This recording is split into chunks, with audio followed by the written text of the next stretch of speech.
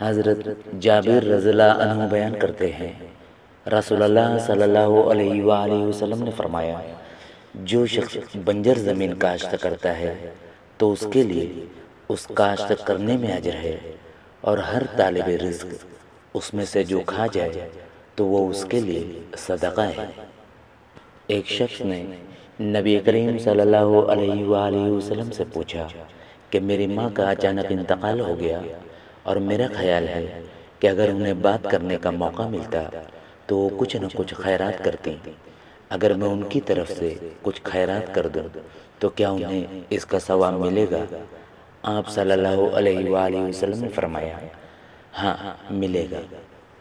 رسول اللہ صلی اللہ علیہ وآلہ وسلم کی خدمت میں ایک صاحب زرہ پہنے ہوئے حاضر ہوئے اور عرض کیا، یا رسول اللہ، میں پہلے جنگ میں شریک ہو جاؤں یا پہلے اسلام لاؤں؟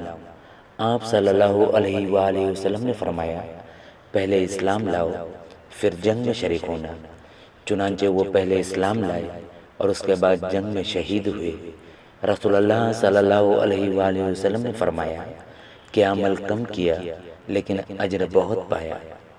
حضرت ابو ہریرہ رضی اللہ عنہ سے مروی ہے کہ ایک شخص نے کہا، اے اللہ کے رسول، ایک انسان جہاد کے لیے نکلتا ہے مگر وہ دنیا کا مال چاہتا ہے۔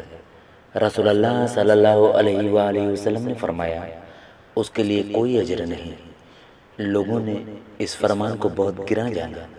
انہوں نے اس آدمی سے کہا، دوبارہ پوچھو، شاید تم اپنی بات واضح نہیں کر سکے ہو۔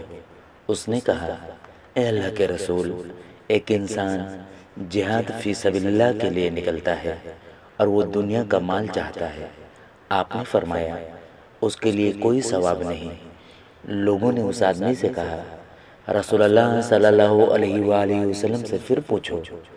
اس نے آپ سے تیسری بار پوچھا تو بھی آپ نے اسے یہی فرمایا، اس کو کوئی ثواب نہیں۔